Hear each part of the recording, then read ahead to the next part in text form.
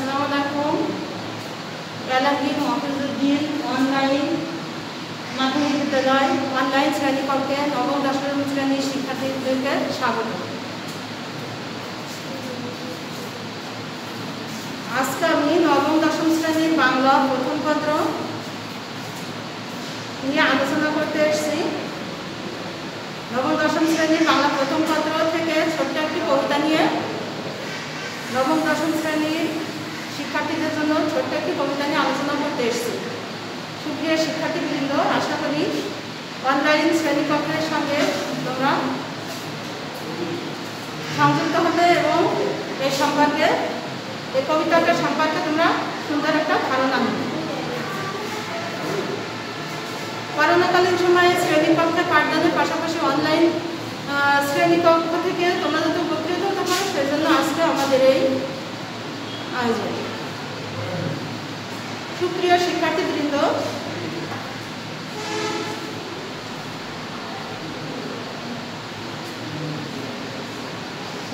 নবম দশম শ্রেণীর বাংলা প্রথম পত্র ছোট্ট একটি কবিতায় এই দিন সেই মাঠ।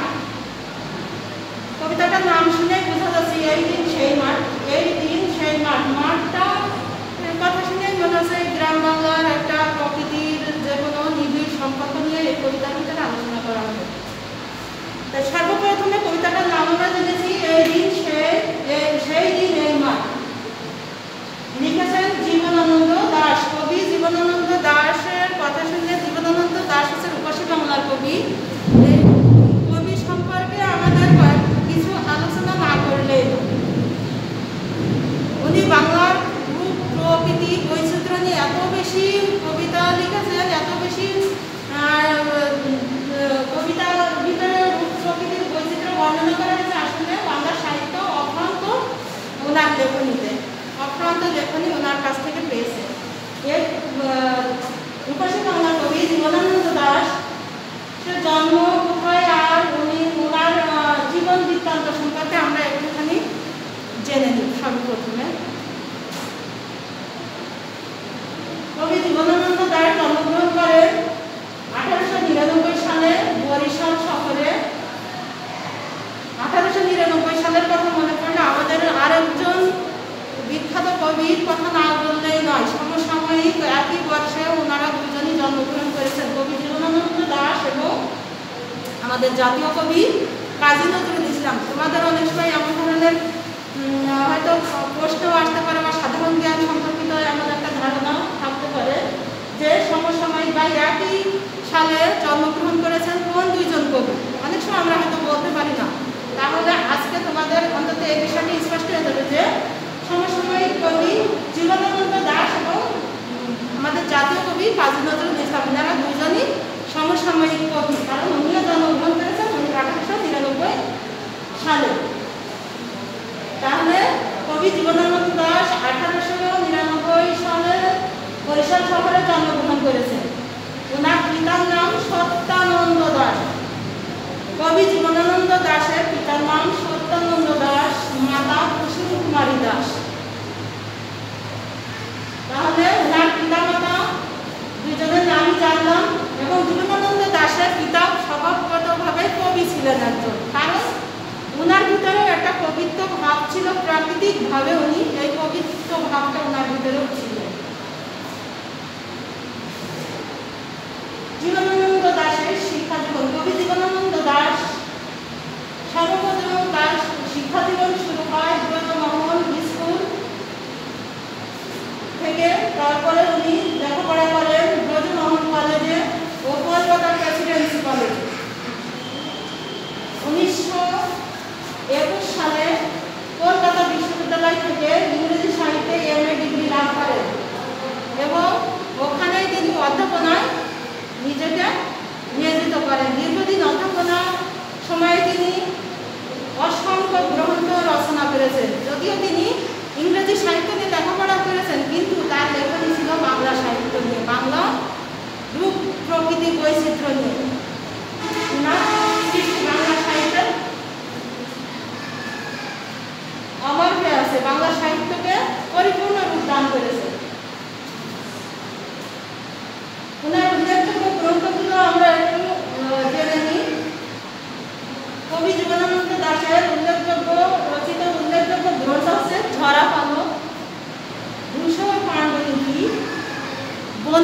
ভালোবাসেন,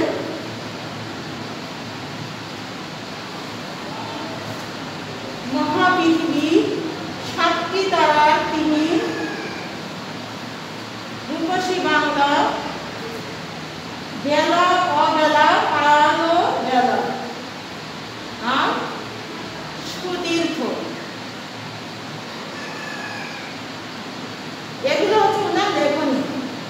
আমরা এর আগের ক্লাসে ওনার লেখা একটা উল্লেখযোগ্য কবিতা অবশ্যই পড়েছি, যে আবার আসিব ফিরে। এই কবিতাটা যেহেতু এর আগের শ্রেণীতে আমাদের পড়া হয়েছে, তাহলে ওনার লেখনী সম্পর্কে আমাদের আরও স্পষ্ট ধারণা আছে, যে ওই কবিতার প্রকৃতি নিয়ে কবি কত সুন্দর আমাদের বাংলার প্রকৃতিকে বুঝে দিয়েছেন।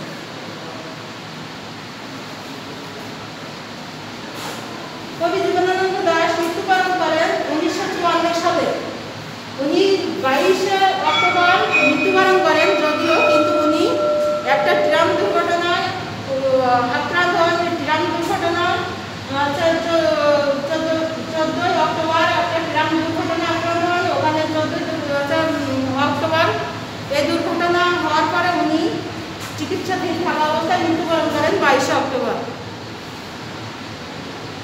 এটা হচ্ছে আমাদের সেই বিখ্যাত কবি জীবনানন্দ দাশের সংক্ষিপ্ত জীবন। সুপ্রিয় শিক্ষার্থীবৃন্দ, এবার আমরা ওনার সেই লেখা বিখ্যাত কবিতাটা একটু পড়ে দেখি।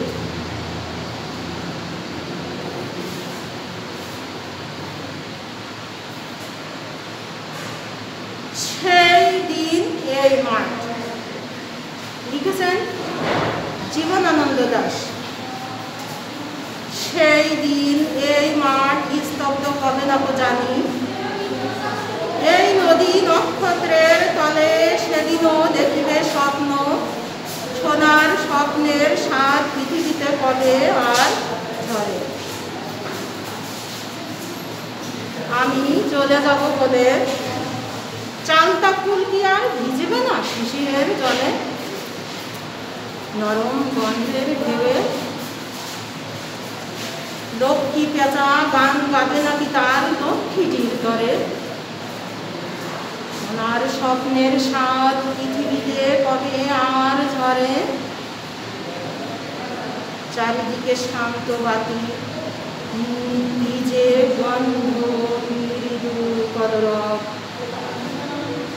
খেয়ানৌকাগুলো এসে লেগেছে স্বরের খুব কাছে, পৃথিবীর এই সব গল্প বেঁচে রাখবে চিরকাল। এশিরিয়া ধুলো আজ বেবিলান হয়ে ছায়। সুপ্রিয় শিক্ষার্থীবৃন্দ, আমরা এই কবিতার আবৃত্তিটা শুনলাম। এই কবিতার বিশ্লেষণ করলে তোমরা বুঝতে পারবে যে কবিতাটা আসলে কত সুন্দর। সেই দিন এই মাঠ স্তব্ধ হবে না তো জানি, এই নদী নক্ষত্রের তলে, মানে সেই দিন এই মাঠ স্তব্ধ হবে না। স্তব্ধ হওয়া মানে কি? থেমে যাওয়া, বন্ধ হয়ে যাওয়া বা স্থির হয়ে যাওয়া। এই নদী নক্ষত্রের তলে, তার মানে নদী আছে, নক্ষত্র, প্রকৃতি, মহাকাশের তারকারাজি সব কিছু মিলেই নদী, নক্ষত্র, প্রকৃতি, এইটা কি হবে না? স্তব্ধ হবে না।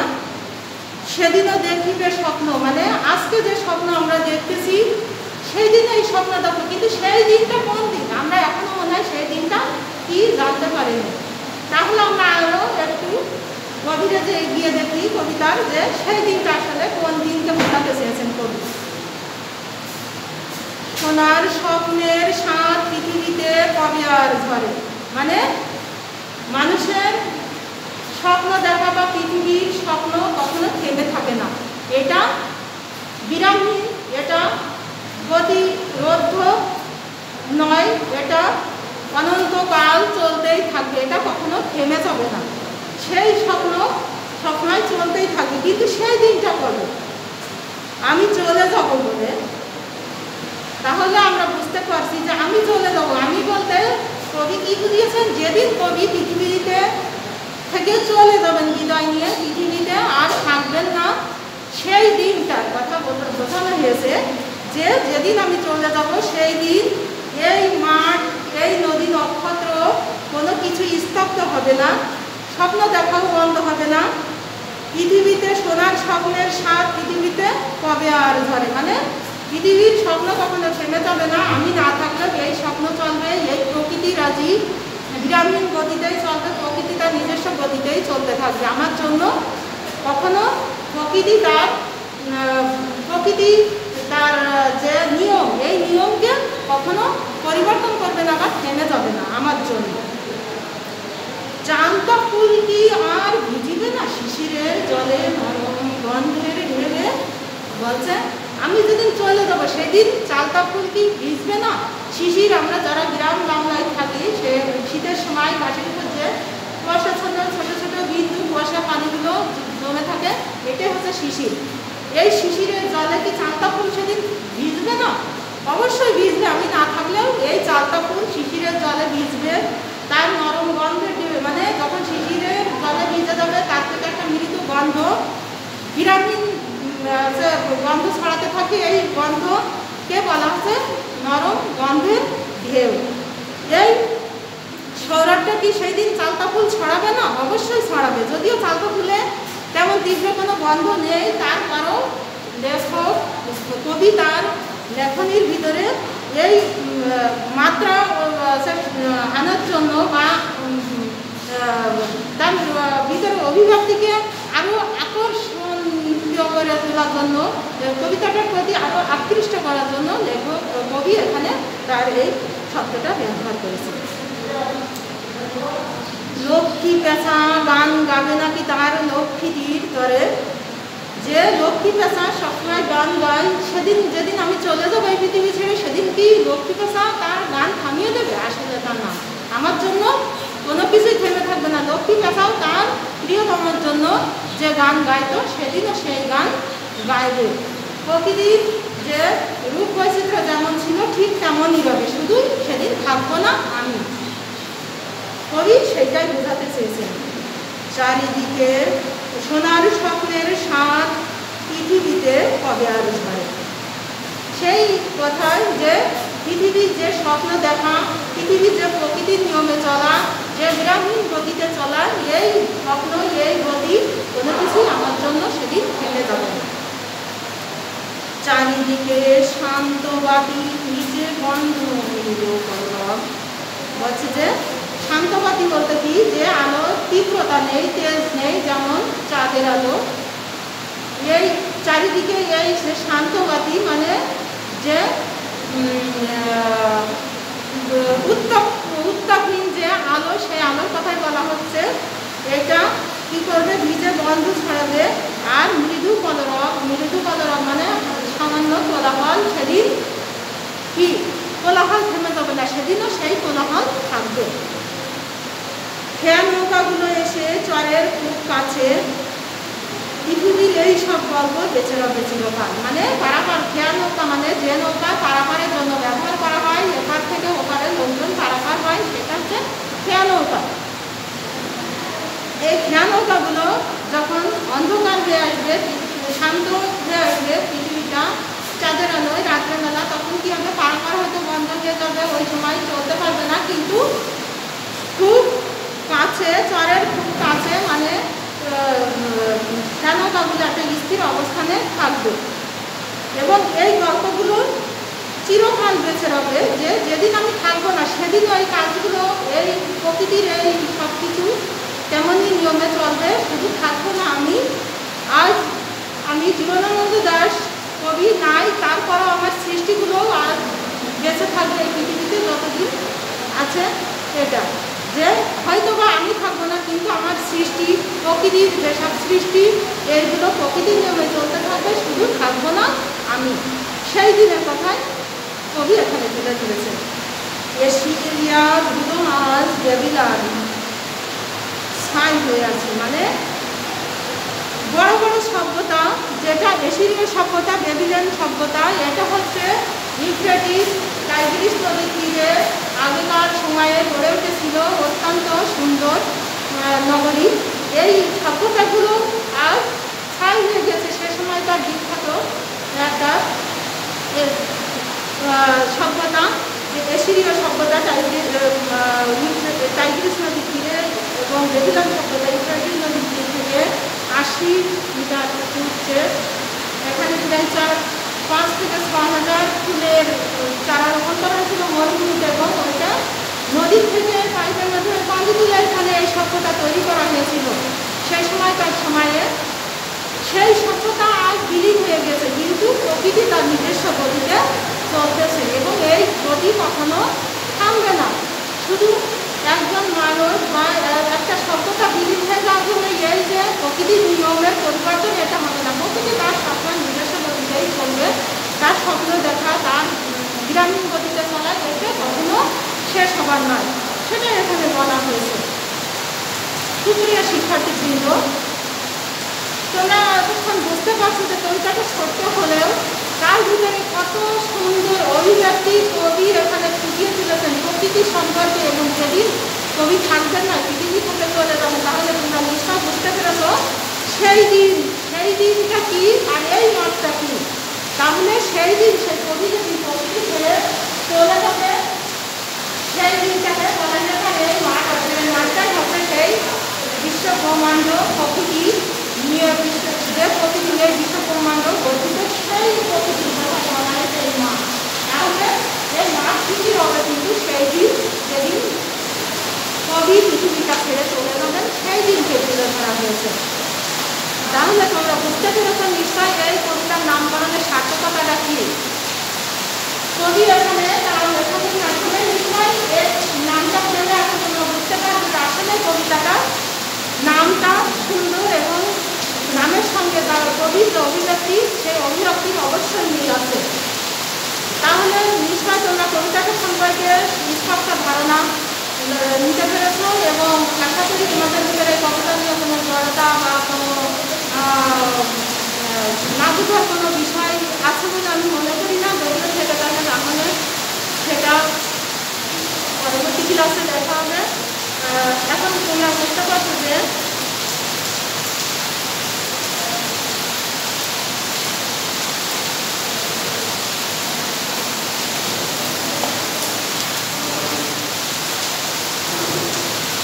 কবি জীবনানন্দ দাশ কত সালে জন্মগ্রহণ করেছে, এটা তোমাদের কাছে আমার প্রশ্ন। এবং সেই দিন বলতে কবি কোন দিনটাকে বোঝাতে চেয়েছে বাস্তবভাবে, সেই দিনটা বলতে তোমরা কি বুঝেছো সেই ব্যাখ্যা, সেইটা তোমরা বর্ণনা করবে। এবং এখানে কবি যে পাখির গানের কথা তুলে ধরেছেন, আসলে কোন পাখি সেটা। আর এখানে দুইটা বিখ্যাত সভ্যতার কথা বলা হয়েছে। কবি কোন সভ্যতার কথা তুলে ধরেছেন এবং এই সভ্যতা কোথায় গড়ে উঠেছিল। এই সভ্যতা আজ বিলীন হয়ে গেছে ঠিকই, কিন্তু এই সভ্যতাটা গড়ে উঠেছিল কোথায়, এই সভ্যতা অবশ্যই তোমরা কবিতাটা যদি পাঠ করো তাহলে বুঝতে পারবে। শিক্ষার্থীবৃন্দ সবাই ভালো থাকবে এবং অনলাইন ক্লাসে সঙ্গে সবসময় সংযুক্ত থাকবে আশাবাদ ব্যক্ত করে আজকের ক্লাস পর্যন্তই।